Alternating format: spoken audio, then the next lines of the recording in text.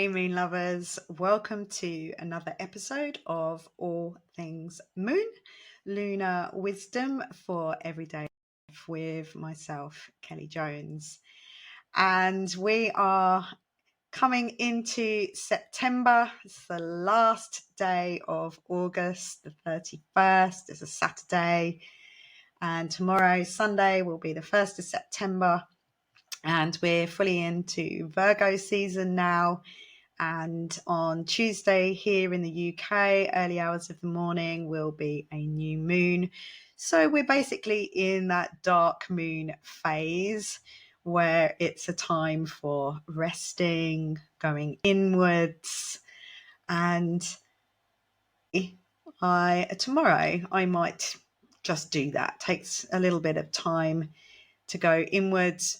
But today, as you can see, if you're watching me on the video version, sorry if you're on audio, but if you were listening in last week, I had felt the urge to get my rising sign of Sagittarius out into the world. So our rising sign or our ascendant, so that's the sign that you will find in the first house of your birth chart.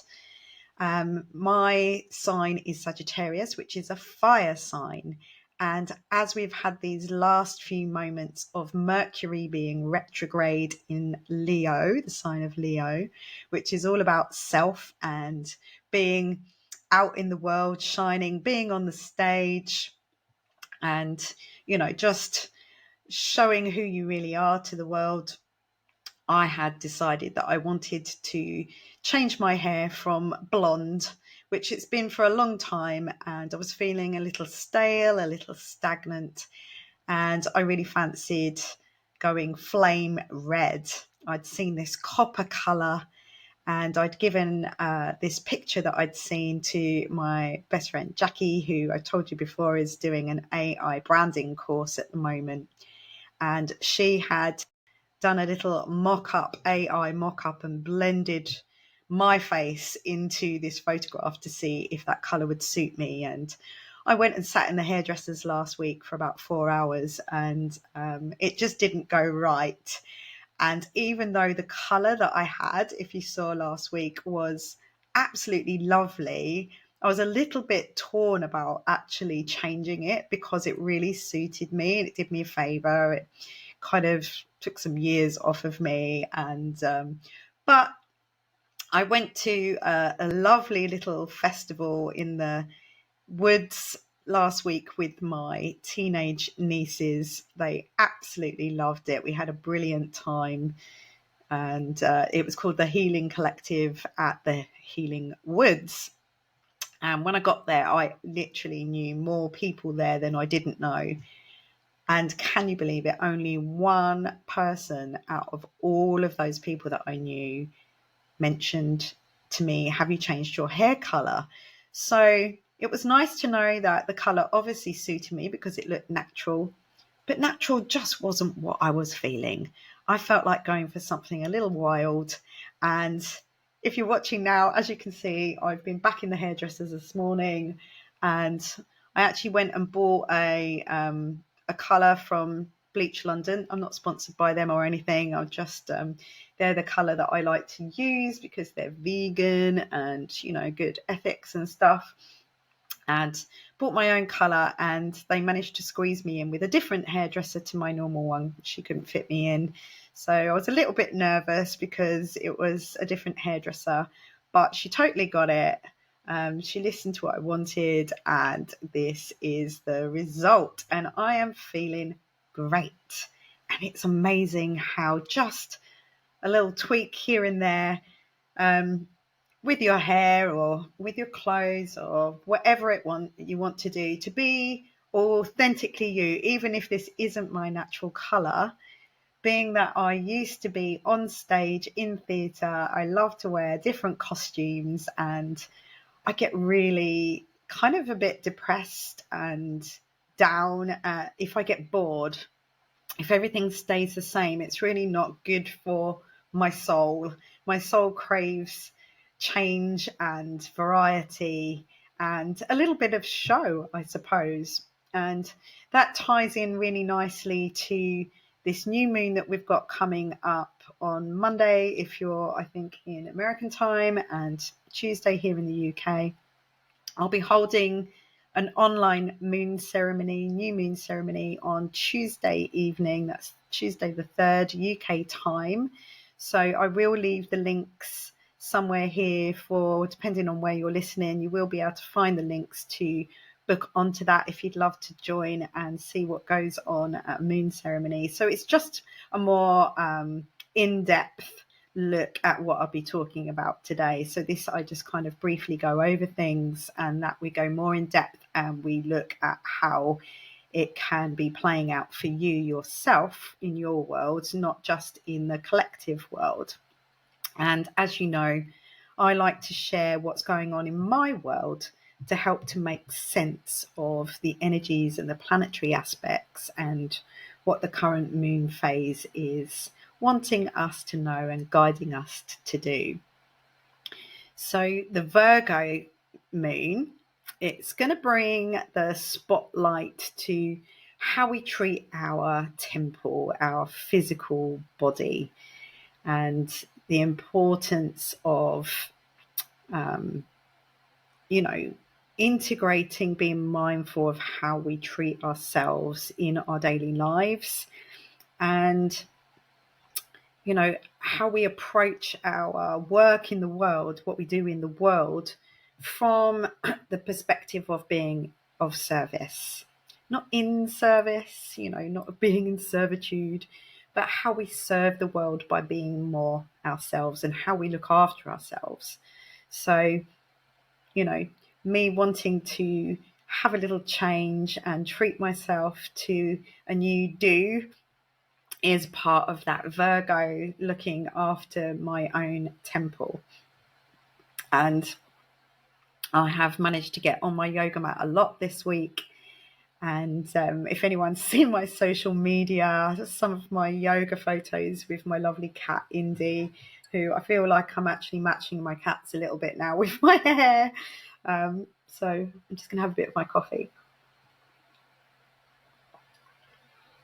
And stay wild, moonchild, it says on my cup.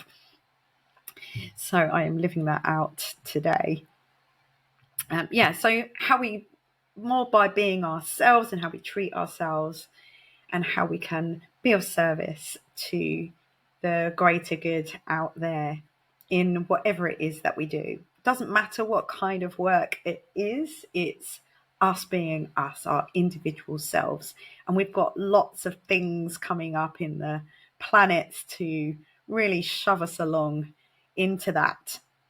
So Mercury is no longer retrograde. We are still in the shadow of that. So it really won't be fully moving forwards until around about the 11th of September. But he has stationed and it is starting to move forwards. But I would say that sometimes that shadow period can be almost more powerful, more strong, as it's, as I've described it before, like a tanker coming into port, and now this tanker is turning around and starting to move out of the port, and it causes big waves as it does that, so it's more obvious. So just watch out there for any kind of plans. I don't know what's happened this evening, but it's my sister-in-law's birthday tomorrow. She's a Virgo, and we were supposed to be going out for a meal tonight, but that's been cancelled. And I asked my brother, why has it been cancelled? And he just said Mercury to me. So I'm assuming there's been some miscommunication around that, but we won't talk about that anymore. So yeah, I would say that this new moons mean new beginnings. Yeah, it gives us a chance to start again every new moon, to have a look at what area that's showing up in our lives and do something about it. And I would say because of this sort of Mercury shadow that we've got still going on around this new moon, I would say that it is about new beginnings, but it might be on hold because we've got quite a bit of retrograde going on. It's not, even though this one's moving forwards, we have actually got Uranus going retrograde tomorrow. We've got Pluto, which is already retrograde. That's been retrograde in Aquarius for quite a while. So Pluto actually goes retrograde for about 5 months of the year. So it's nothing unusual for Pluto to be retrograde. But tomorrow he's actually making his last move into the sign of Capricorn, which I will elaborate on in a moment. So we've got these retrogrades happening. We've still got Saturn retrograde. So, you know, there is this sort of trying to move forwards, but being pulled back a little bit still going on. But, you know, it's not a bad thing. It gives us a chance to go over what we need to go over in relation to those energies, what those planets represent, what those signs represent, so that when we do move forwards, we do it with clarity and authenticity, and we have a better chance of it all working out. So, what do I want to tell you? So, we've also got coming up, this new moon is like the gateway to the eclipse season. So later on in the month at the full moon, which I think is on the 17th, we have an eclipse in the sign of Pisces. So make sure you listen in to probably the next podcast episode, because I'll be talking about that a little bit more. But, you know, eclipses usually bring endings so that we can begin afresh. And if I've seen it once, I've seen it quite a few times now, that getting rid of the dead wood in my life is definitely a theme, a bit of a life detox. You know, being that we've got a Virgo new moon, that could mean a health detox, but also a life detox in general. And so we're going to be looking at this new moon ceremony, at how we can make a plan to remove any obstacles that are in our way, how we can get rid of that dead wood. And I would say that extreme self-care is definitely one of the headlines for this coming new moon on Tuesday. So, definitely this moon will give us hints of what needs to go from our lives as we come up to this full moon eclipse in Pisces. I do believe, I think it's a partial eclipse, but don't quote me on that. So yeah, we need to pay attention, which is why that need to be a bit more mindful about how we're treating ourselves, and, you know, just don't rush, take your time, stop and notice. It's one of my favorite hashtags to use, stop and notice. Take a breath. I'm a bit excited today with my new do. You know, Mercury is still underneath there with its currents. Mercury is the ruling planet of Virgo. So, you know, it's in Virgo at the moment. So it will have some messages. It's the communicator. It's the messenger. So look out for what messages might be in there for you, what hints you are being given. You know, with Uranus in the mix at the moment, it might be a bit of a slap in the face rather than a hint, but yes. So as I had mentioned before about expect the unexpected from some of the clashes that Uranus has been making, my mum sent me a message this week saying that there had been an earthquake in the Hunter Valley wine region, which I think I told you about already. But also she sent me another message, and she said since the earthquake, it had literally changed from winter into summer overnight, and they've been having like 30-degree heat, even though it's officially sort of supposed to be winter time there. And it brought to mind the conversation that I'd had with the Lord. So if you've been listening to my podcast, you'll know who I'm talking about, but he's my writing mentor, an 87-year-old man who's an author of books on the paranormal. And if you read the reviews on his book, he has been compared to Nostradamus. And in that conversation, he said to me more than once, when I mentioned Australia and my mum living there, he mentioned more than once, he said, Australia is going to get hotter. And I didn't ask him to elaborate on that. I kind of wish I had, and I will do next time I speak to him.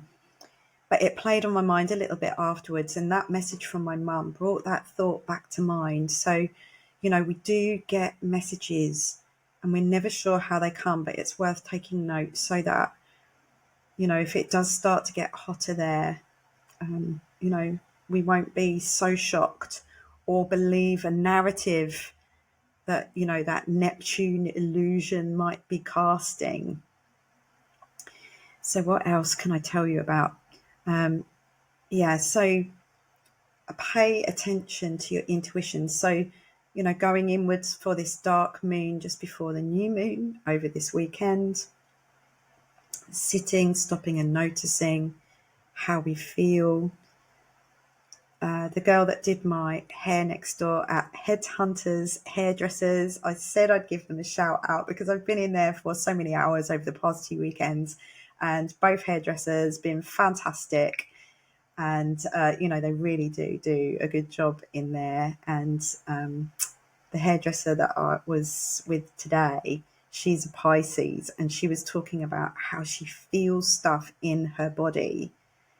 And it always proves to be true. And it really does kind of affect her. She'll go around all day feeling these strange sensations inside her. And that is her intuition. Pisces has strong intuition. So as we come up to that full moon in Pisces, we may well start to notice.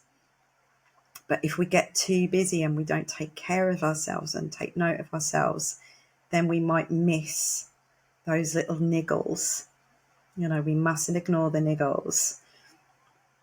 So Uranus turning retrograde tomorrow, and he will be retrograde until January the 30th, 2025, till next year. So quite a long stint. Uranus is a slow outer planet, takes 84 years to go around the whole zodiac wheel.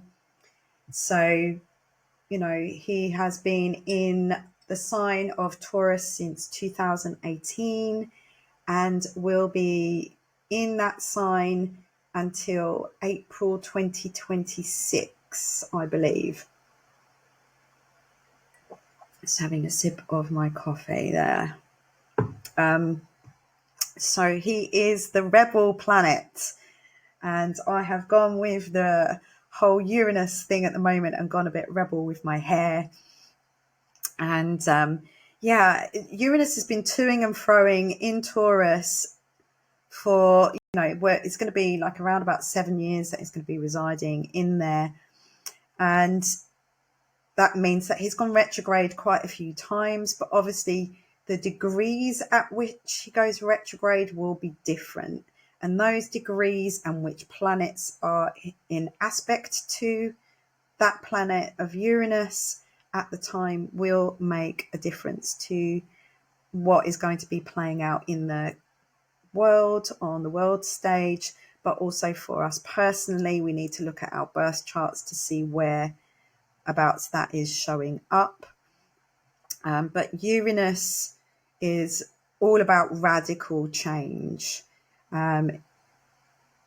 What that energy does, it wants to bring our thinking into alignment with the current time and the quantum future.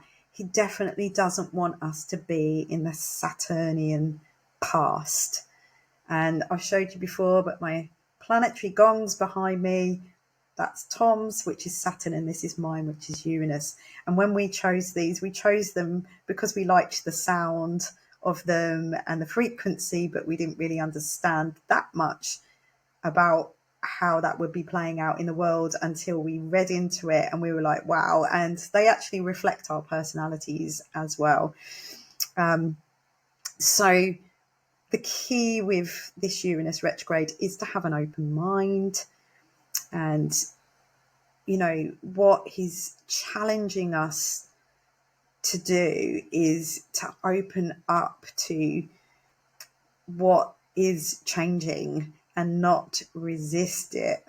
So things like AI technology, you know how much resistance I've had to this Riverside platform that I'm using, and the technical difficulties that I've had. And that is my past, just wanting it to go back to old school and be simple and just use a video camera. And, you know, so, you know, my thoughts around it is that this is supposed to be an upgrade. It's supposed to make it better and easier, but it doesn't. It seems to make it more complex. And that's my internal resistance to this new technology. But I've decided, you know, I need to embrace it for what it's good for. It's how we use these things that make a difference, isn't it? So whatever the challenges are, whatever it brings us, is our perspective on it that makes a difference. And on my screensaver on my laptop, it's my favorite quote, which is, it's not what we look at, it's what we see that matters. And it's up to us which window we choose to look out of.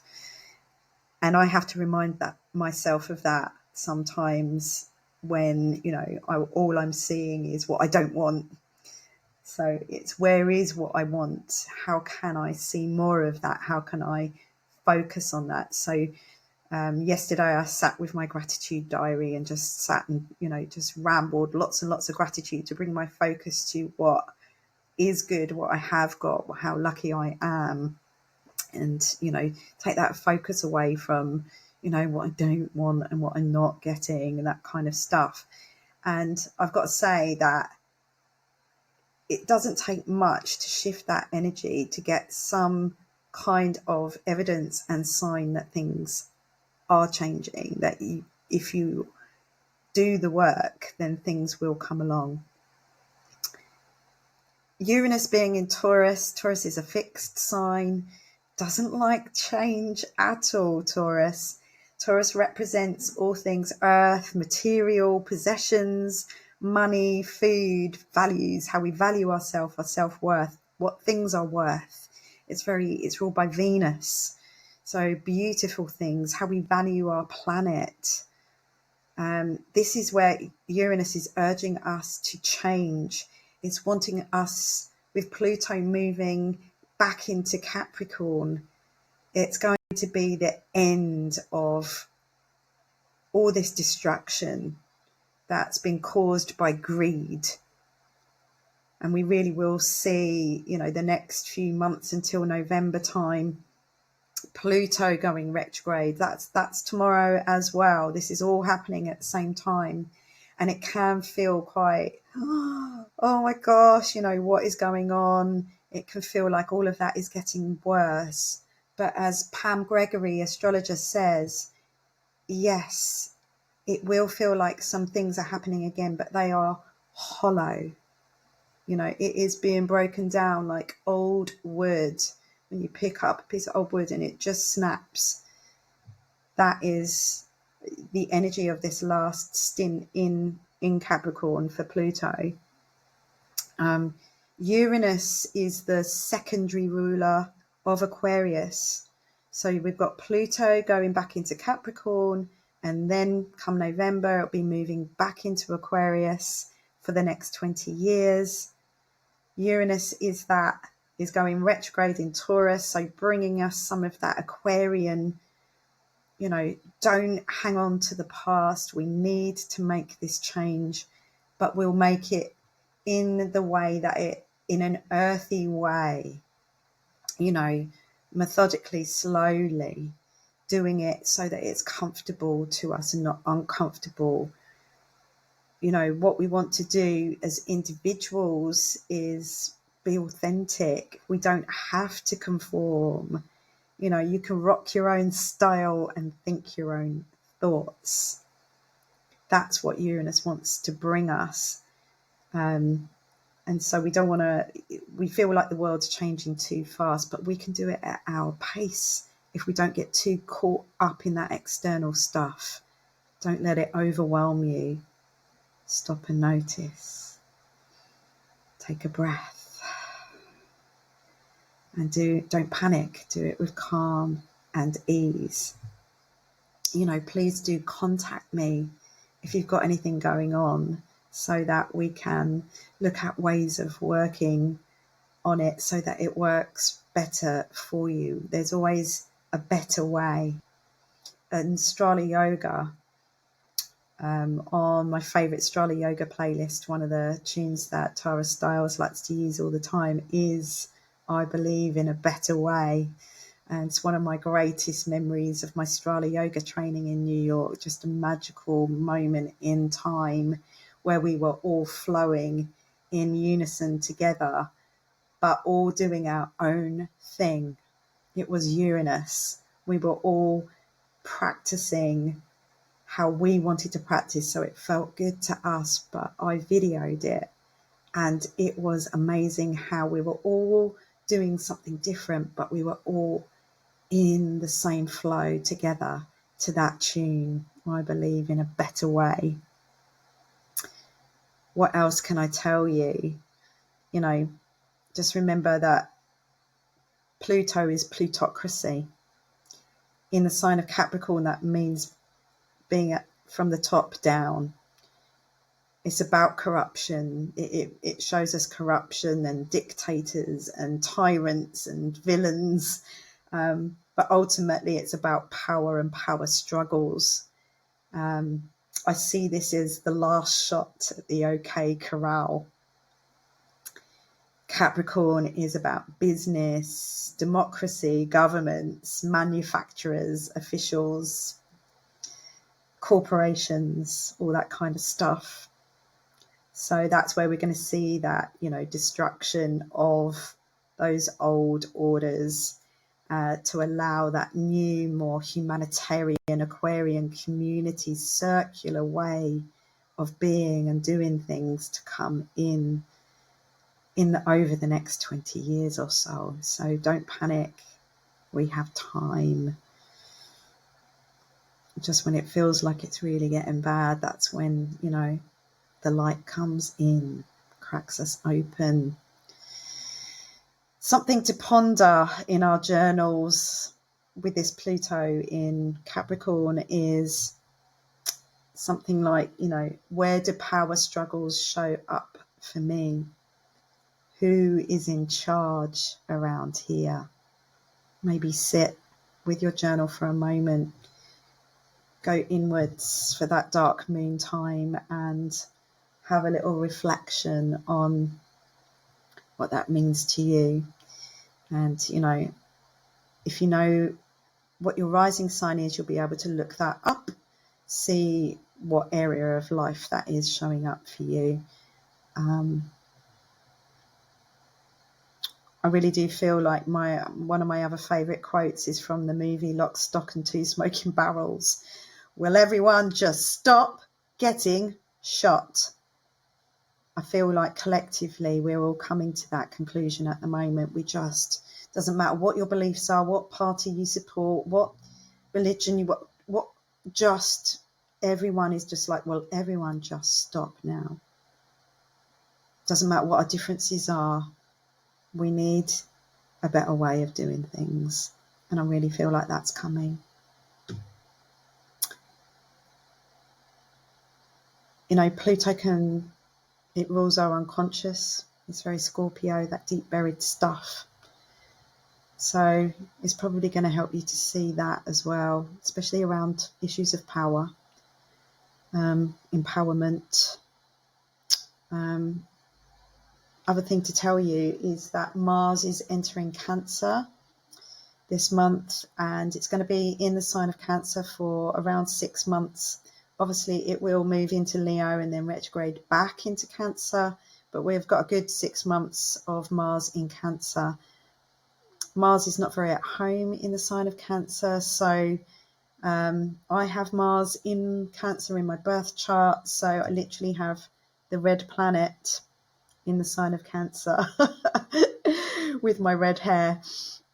Yeah, so I'll talk about that a little bit more next week. And yeah, so my rising sign is Sagittarius. This is showing up in my 10th house of how I come across to the world, my identity, how people see me. So, you know, I just took this little quote here because I thought it was quite funny, that the moon in the 10th could make you famous. I have the moon in my 10th. And just coming up next weekend, I'm doing a press retreat at a lovely, beautiful place called Bullingdon Hall. And I believe it's for the Daily Mail newspaper, which is quite amusing because I don't read newspapers. But yeah, so I'm fully retreat ready to be doing this press retreat next week. So it is quite funny that that's all coming up. And I also got an article coming out sort of mid-month in Essex Life magazine. So yeah, shining out my stuff into the world. So anyway, I'm going to leave it there. Please do join me for the new moon ceremony on Tuesday. Links will be left in the show notes. If you're on YouTube, please do press the like button and subscribe, because it helps get this info out to more people in the world who need to hear it. So new moon blessings to you all, and I'll see you next week.